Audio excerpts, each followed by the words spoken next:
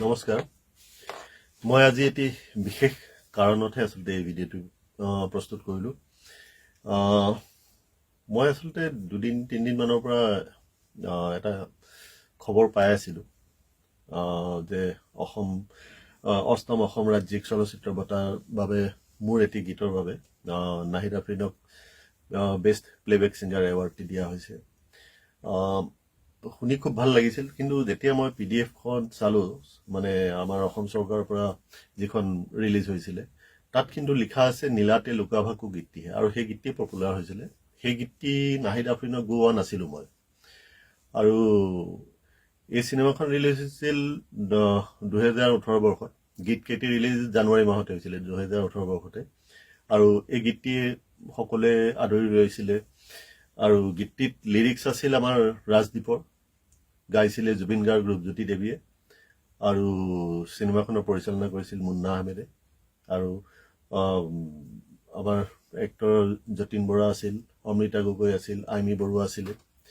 গতিকে মই বাকি বিশেষ একো ক'ব মই ইমান গুৰুত্ব দিয়া নাছিলো আচলতে মোৰ ভন্টিয়ে যদি আচলতে দুবাৰ দিনমান তাই ফোন কৰিলে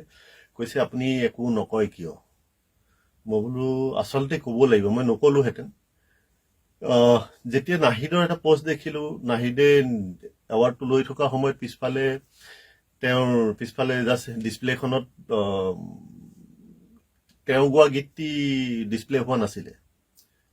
ডিসপ্লেখনত আছিলে আচলতে নীলাতে লুকা ভাকু গীতটিহে গতিকে ইমানখিনি জানি নাহিদে কি ভাবি বেলেগে গোৱা গীত এটি এৱাৰ্ডটো একচেপ্ট কৰিলে সেইটোহে বৰ আশ্চৰ্যকৰ কথা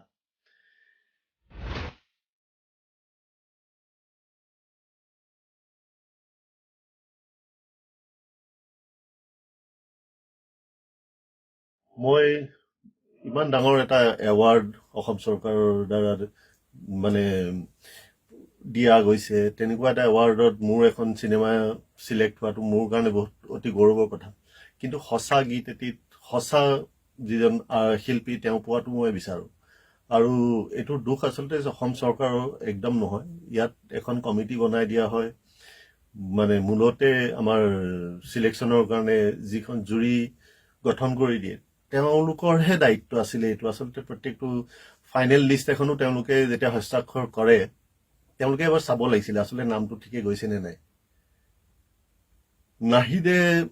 যেতিয়া এনাউন্স কৰিছে তেতিয়াও আচলতে নাহিদে এই কথাটো ক'ব পাৰিলেহেঁতেন এই গীতটি মই গোৱা নাই তেওঁ সৰু হৈ নগ'লহেঁতেন তেওঁ বহুত ডাঙৰ হৈ গ'লহেঁতেন এতিয়া একচেপ্ট কৰাৰ পিছত জানি শুনি একচেপ্ট কৰাৰ পিছত মোৰ ক'বলৈ কোনো ভাষা নাই আৰু আটাইতকৈ দুখৰ কথা হৈছে আমাৰ উঠি অহা প্ৰজন্মৰ এৱাৰ্ডৰ প্ৰতি যিটো আস্থা লাহে লাহে হেৰুৱাই পেলাইছে এইবোৰ কাৰণতে এনেকুৱা বহুত ঘটনা আগতেও হৈ গৈছে মই কেতিয়াও মাতো মই কেতিয়াও মানে ছ'চিয়েল মিডিয়াত থাকিব নিবিচাৰো কিন্তু এই ঘটনাটোৱে মোক আনিবলৈ বাধ্য কৰালে আৰু মোক আনে কি কয় মই সেইটো মানে মই নাভাবো কিন্তু মই যিখিনি মনৰ পৰা ভাবিছো এইটো ভুল হ'ব নালাগে আচলতে ইমান ডাঙৰ এৱাৰ্ড এটা প্ৰতিমা পাণ্ডেৰ নামত বদনাম হোৱাটো মই নিবিচাৰো আৰু এইটো ভুল আচলতে প্ৰথম ভুলটো জুৰি মেম্বাৰৰ 2 নম্বৰ ভুলটো হ'ল নাহিদ আফ্ৰিনৰ তেওঁ একচেপ্ট কৰিব নালাগিছিল এই এৱাৰ্ডটো প্ৰিণ্টিং মিষ্টেক বুলিও ক'ব নোৱাৰে কাৰণ ডিসপ্লেখনত অলৰেডি ওলাই আছে নামটোহে তেতিয়াহ'লে বাই মিষ্টেক আহিলে সেইটো নাহিদে ক'ব পাৰিলেহেঁতেন বা নাহিদে কোৱা গীতটিত কিয় নল'লে এই কথাখিনি আচলতে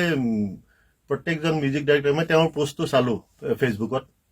তেওঁ ক'তো কোনো উল্লেখ কৰা নাই কোনখন চিনেমাৰ কাৰণে তেওঁ এৱাৰ্ডটো পাইছে চিনেমাখনত কোনটো গীতৰ বাবে এৱাৰ্ড পাইছে সেইখিনি ক'বলৈ কিয় সৎসাহস নহ'ল বাকী প্ৰত্যেকজন আৰ্টিষ্টেটো তেওঁ নিজৰ কথাখিনি প্ৰকাশ কৰিছে সকলোকে কৃতজ্ঞতা দিছে তুমি মোক কৃতজ্ঞতা দিব নালাগে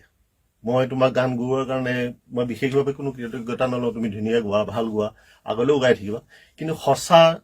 হৈ জীয়াই থাকিবা এনেকুৱা মিছা ফেম এটা লৈ থকাটো বহুত লাজৰ কথা